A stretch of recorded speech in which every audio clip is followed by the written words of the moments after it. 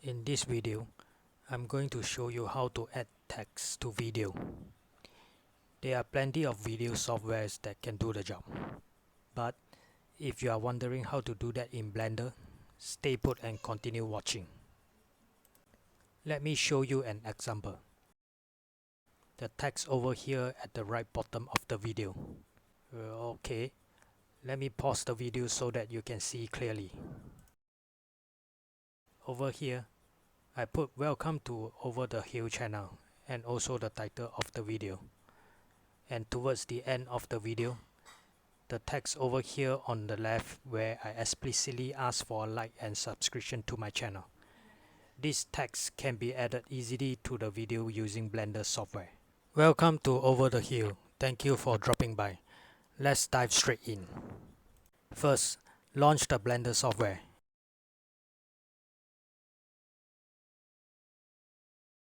You will see this page with Blender banner when the program is started up. Click anywhere to remove the banner. Go to the toolbar on top, click on the plus sign, Video Editing and select Video Editing. Blender will bring you to the video editing screen. Next, add the video that you want to put in the text.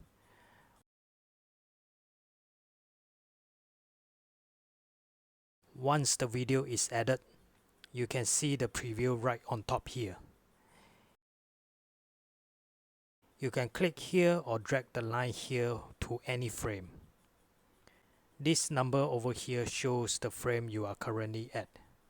You can change the number here by simply typing in or dragging the line here. You can see the number is changing when you drag the line. Okay, let's say I want to add text from this frame 51 onwards. Go to the Add, choose Text. By the way, there are more than one way to add text to the video in Blender. Next, go to the panel on the right where it shows text under the effect strip. Remove the text and type in the words or sentence you want to put into the video, then press Enter. The text is shown here at the bottom of the video. The reason you are not able to see the words is because the default color for text is white, and my video background is also white. To change color, you can click on the white bar here and a color chart will be displayed. Choose any color you like for your video. If the text size is too small, you can change the size here by simply clicking and holding the left mouse button. Then drag right to increase or drag left to decrease. You can also use the arrows button here to change the size or simply type in the font size you want. Let me try 88. Oh no, it's too big. Let's go with 68 then. The next question you may have probably is how to move the word's location. You can come to location X here to change the X-axis or Y to change the Y-axis.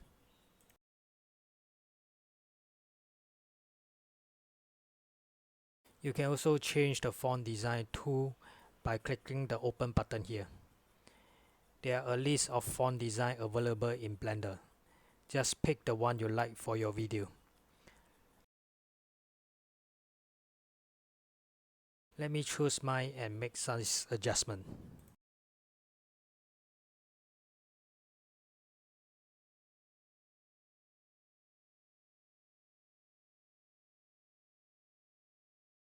Next question to ask yourself, how long do you want the wordings to be displayed? You can see once I drag the line beyond the pink bar, the wording disappeared. You can click on end of the pink bar, then drag it longer to where you decide to hide the wordings. Once you have finalized all the text you want to add to the video, the next important step is to render your video. To render the video, there are a few things to check. First thing, of course, is the color setting. I learned the hard way where my first few videos on the YouTube channel have their colors way off. Click on the render properties, the icon that looks like back of a camera. Then go to the bottom of the settings and click on color management. Change the view transform to standard. Next, go to Output Properties. You need to make sure from which frame you want to start rendering your video and to which frame you want to stop rendering the video. The frame start typically is frame 1, but how about end frame? The default value of end frame in Blender is 250, where you can see the line here. If you want to render the whole video, you can look at the blue bar where it's stated 589. Then just type in 589 at the end frame. For my case, I want to render the video till where the text ended, so I will just type in 144.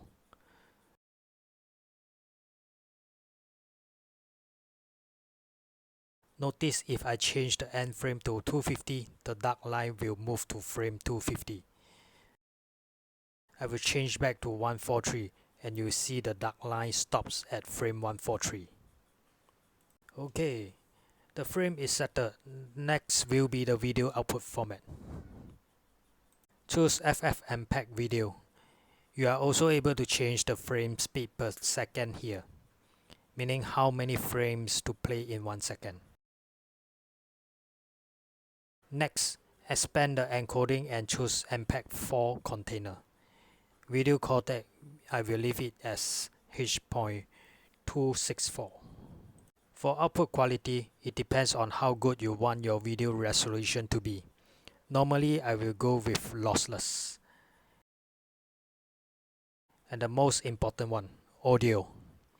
If your video has audio, remember to make sure the audio codec is not set to no audio, else your video will not have any sound.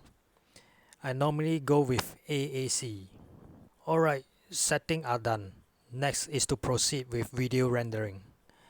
Go to the toolbar on top, select render, then render animation.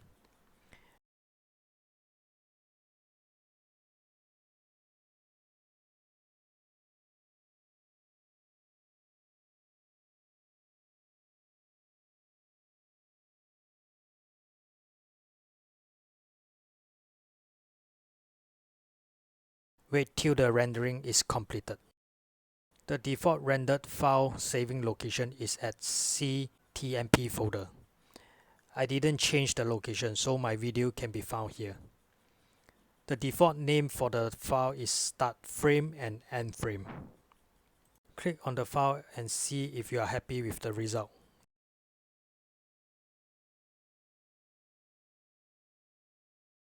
That's it.